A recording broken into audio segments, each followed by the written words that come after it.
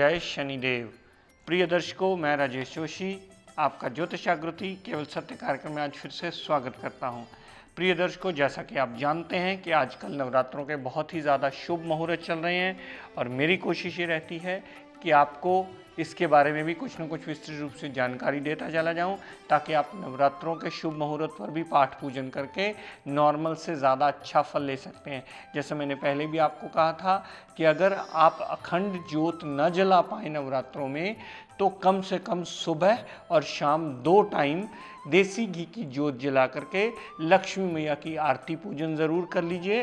पूरा परिवार अगर साथ में खड़े होकर आरती करता है तो घर की बरकत लाने में लक्ष्मी मैया आप पर कृपा ज़रूर बरसाएंगी। नवरात्रों का शुभ मुहूर्त प्रिय दर्शकों यूटिलाइज कर लीजिए। ये मुहूर्त नॉर्मल से ज़्यादा अच्छा फल देते हैं। इस मुहूर्तों में किया हुआ पाठ भी आपको नॉर्मल से कई गुना शुभ होकर आपका जीवन यापन अच्छा करने में बढ़ोतरी देता है। तो मुहूर्तों को यूज़ करना सदैव आपको आना चाहिए। अगर आप मुहूर्त को सही टाइम पे यूज़ करना सीख जाएंगे तो बहुत बड़ी बड़ी मुश्किलों से निकलने के रास्ते आपको अवश्य मिल जाएं। पंजाबी में कहावत कहते हैं कि वेले दियां नमाज़ां और कवेले दियां टकरा। अगर समय सिर काम किया जाए, समय सिर आपका पाठ पूजन किया हुआ, नमन किया हुआ, श्रद्धा से आरती पूजन किया हुआ आपको सदैव बचने के रास्ते देगा। हमारी प्रॉब्लम ये हो जाती है कि जब हमारे सर पर कोई दिक्कत परेशानी मंडरानी शुरू कर देती है या जब हम प्रॉब्लम्स के जंजाल में फंस जाते हैं, तब हम प्रभु को आवाज़ लगाना शुरू करते हैं। तो फिर प्रभु भी अपने हिसाब से अपना टाइम लेते हैं आते आते।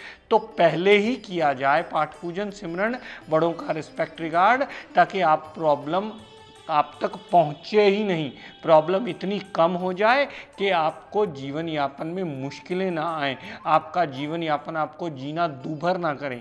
तो प्रॉब्लम्स आने को नहीं रोक सकते हो, लेकिन आप अपने सत्कर्म करके प्रॉब्लम्स के कंटेंट को इतना डिक्रीज कर सकते हो कि आपके जीवन में उस प्रॉब्लम के आने से उथल पुथल ना मचे।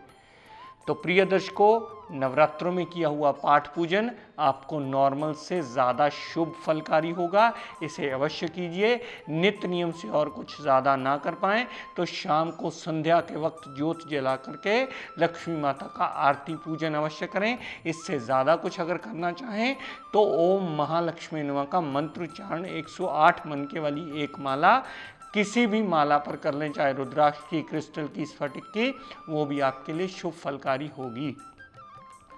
तो प्रिय दर्शकों, ये बात हुई नवरात्रों की। आइए हम अपनी सिखाने की श्रृंखला को आगे कंटिन्यू करते हुए बात करते हैं वृश्चिक लगन की कुंडली में। इसमें भी हम बात कर रहे हैं चंद्र मंगल के महालक्ष्मी योग को लेकर के। कल मैंने जानकारी दी आपको तुला लगन तक कि चंद्र मंगल का महालक्ष्मी योग किन लगन कुंडलियों में बनता है। आज इसी श्रृंखला को कंटिन्यू करते हैं। और ये वृश्चिक लगन की इसलिए बनी क्योंकि लगन में ही 8 नंबर लिखा है। 8 नंबर स्वयं स्कॉर्पियो राशि मानी जाती है और उसके मालिक भी मंगल देवता स्वयं ही बनते हैं। मंगल देवता इस लगन कुंडली में लगन के मालिक बने, यानी आपके खुद के पर्सनैलिटी के मालिक बने। और मंगल देवता इस लगन कुंडली में षष्ठेश बने, यानी छठे भाव के मालिक। रोग, ऋण, कर्जा, दुर्घटना, मुकदमा, court case, litigation, house of competition, आपकी जॉब का घर, सर्विस का घर भी छठा माना जाता है। तो मंगल देवता इस लगन कुंडली में लग्नेश और छठे भाव के मालिक बने। लेकिन लग्नेश होने की वजह से मंगल देवता को सदैव इस लगन कुंडली में योग कारक माना जाता है। प्रिय दर्शकों, मंगल देव ने चंद्रमा देवता को क्या दिया? मंगल देवता ने चंद्रमा देवता को नवम भाव का मालिक बनाया। नवम भाव आपके पिता का भाव, नवम भाव धर्म को मानने का भाव, नवम भाव आपकी विदेश यात्रा का भाव, नवम भाव हायर टू हायर रिसर्च का भाव भी माना जाता है। प्रिय दर्शकों, चंद्रमा देवता नवम भाव के मालिक बने, मंगल इस लगन कुंडली में स्वयं लग्नेश बने। तो ध्यान से नोट कर लीजिए, इस वृश्चिक लगन की कुंडली में, यानी स्कॉर्पियो लगन की कुंडली में चंद्र मंगल का महालक्ष्मी योग अवश्य बनता है और वो जातक को जीवन यापन में अच्छा फल देने में बाध्य अवश्य होता है। लेकिन प्रिय दर्शकों, इसकी बेसिक 2 कंडीशंस हमेशा याद रखिए, जो है मैं आपको हर योग में समझाता चला आया हूँ।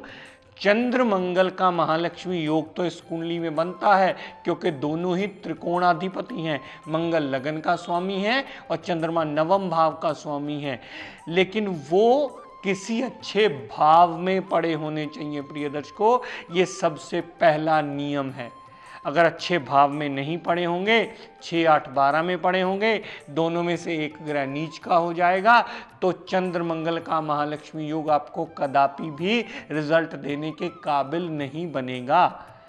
अगर चंद्रमा देवता नवमेश हैं, मंगल लग्नेश हैं, उनकी प्लेसमेंट देखना सबसे पहला नियम है, वो सदैव याद रखिएगा। दूसरी बात प्रिय दर्शकों, दोनों ही ग्रहों में डिग्री वाइज उतना बलाबल होना अति आवश्यक है कि वो आपको रिजल्ट देने में सक्षम हो।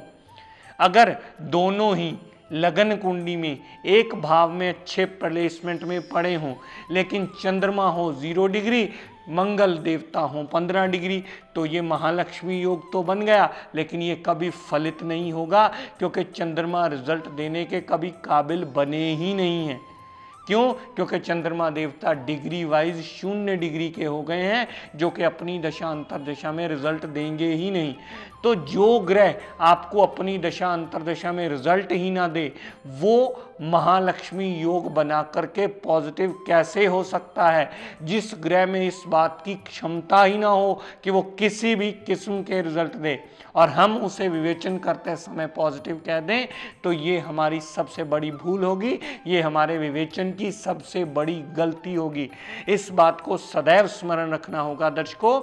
अच्छे भाव में युति होनी चाहिए, और दोनों ग्रहों में डिग्री वाइज उतनी क्षमता होनी चाहिए कि वो रिजल्ट देने में सक्षम हो। एक और बात प्रिय दर्शकों याद रखिए, जो मैं हर एपिसोड में आपको तकरीबन याद करवाता आया हूं, स्कॉर्पियो लगन की कुंडली में मंगल देवता का रतन मूंगा धारण किया जा सकता है, अगर मंगल देवता कुंडली में कहीं अच्छे भाव में प्लेस्ड हों। लेकिन अगर मंगल देवता अस्त अवस्था में हो, तो कुंडली में कहीं भी पड़े हों अस्त अवस्था में, फिर वो चाहे 6, 8, 12 में ही क्यों ना पड़े हों, तब भी इनका रतन धारण किया जा सकता है। मंगल इस लगन कुंडली का योग कारक ग्रह माना जाता है। अगर उदय अवस्था में हुए तो 6, 8, 12 में ये धारण नहीं किया जाएगा। अगर अस्त अवस्था में हुए तो कहीं भी इसे धारण किया जा सकता है, क्योंकि ये कुंडली का लग्नेश है। दर्शकों बात करते हैं चंद्रमा देवता की, जो कि इस लगन कुंडली में नवमेश है, यानी नवम भाव, आपके भाग्य का मालिक और पिता का मालिक, विदेश यात्रा का मालिक, धर्म को मानने का मालिक नवमेश चंद्रमा माना जाता है। चंद्रमा देवता भी इस लगन कुंडली में अति योग कारक ग्रह है, जब तक उसकी प्लेसमेंट अच्छी है। और हर जातक इस लगन कुंडली में सुच्चा मोती धारण कर सकता है, चांदी में बनवा करके। सुच्चा मोती सदैव चिची उंगली यानी लिटिल फिंगर में धारण किया जाता है। उसकी प्लेसमेंट अच्छी से देख लीजिए। अगर पहली बार किसी चीज़ को ना समझ में आए तो किसी विद्वान की मदद ले लीजिए, और ये जान लीजिए कि सही भाव में चंद्रमा देवता पड़ा होने से आप सुच्चा मोती पहनकर भाग्य को इंक्रीज करके अपने काम में बढ़ोतरी कर सकते हैं, अपने भाग्य को इंक्रीज करके अपना जीवन यापन आसान कर सकते हैं। तो चंद्रमा देवता का सुच्चा मोती सदैव चिची उंगली में धारण किया जाता है, यानी लिटिल फिंगर में धारण किया जाता है। बहुत सारे लोग इस बारे में बहुत सारी गलतफहमी रखते हैं कि ये सूरज की उंगली में धारण किया जाए, यानी रिंग फिंगर में धारण किया जाए। चंद्रमा का सुच्चा मोती रिंग फिंगर में धारण कदापि नहीं किया जाता। उसका सबसे मुख्य कारण यह है कि ये जल की उंगली नहीं है, ये अग्नि तत्व मंगल और सूरज की उंगली है। अगर आप इसमें सुच्चा मोती रखते हो रिंग फिंगर में, तो आप अपनी बॉडी में अमावस्या का एक कंटेंट पाल लेते हो, जो कि सदैव आपके बनते हुए कामों में बिगाड़ लाएगा, कॉन्फिडेंस लेवल डिक्रीज करेगा, आपके पेट में जितना जल होता है सबसे ज़्यादा, उसमें प्रॉब्लम आने का रास्ता खुल जाता है। तो रिंग फिंगर में कभी किसी जातक को किसी कीमत पर सुच्चा मोती धारण नहीं करवाया जाता। सदैव सुच्चा मोती चिची उंगली में धारण किया जाता है, और वो सदैव चांदी में ही फलित होता है। इस लगन की कुंडली में चंद्रमा और मंगल का सुच्चा मोती दोनों ही रत्न धारण किए जा सकते हैं। बस शर्त पुरानी वाली याद रखिएगा, अच्छी जगह में प्लेसमेंट होना अति आवश्यक है। और इस योग में अगर दोनों में से एक भी ग्रह डिग्री वाइज बलाबल में कमजोर हो गया, मान लीजिए दशम भाव में ही चंद्रमा और मंगल देवता पड़े हों, चंद्रमा हो जाए 0 डिग्री, मंगल हो जाए 10 डिग्री, तो ये महालक्ष्मी योग कभी आपको फल देगा ही नहीं, क्योंकि चंद्रमा 0 डिग्री होने से अपने सारे रिजल्ट्स अपनी दशा अंतरदशा में नील कर चुका है। और अगर उसके रिजल्ट्स नील हो जाएंगे तो महालक्ष्मी योग टूट जाएगा, वो बनेगा ही नहीं। क्योंकि हम सिर्फ 2 ग्रहों की युति एक घर में प्लेस्ड होने से योग को डिफाइन नहीं कर सकते। योग की प्लेसमेंट के साथ साथ उसमें बलाबल देख करके ये निर्णय करना होगा कि वो कितना रिजल्ट देने में सक्षम है, तब उस योग को विवेचन में लाना चाहिए। उसकी विस्तृत जानकारी सामने वाले बैठे जातक को देनी चाहिए, जो विश्वास करके आपके पास टेवा दिखाने आया है।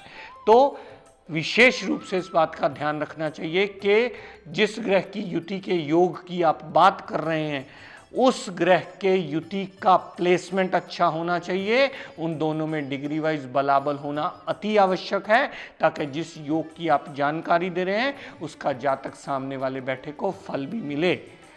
तो आज का टिप ऑफ द डे देता हूं, नोट कर लीजिए।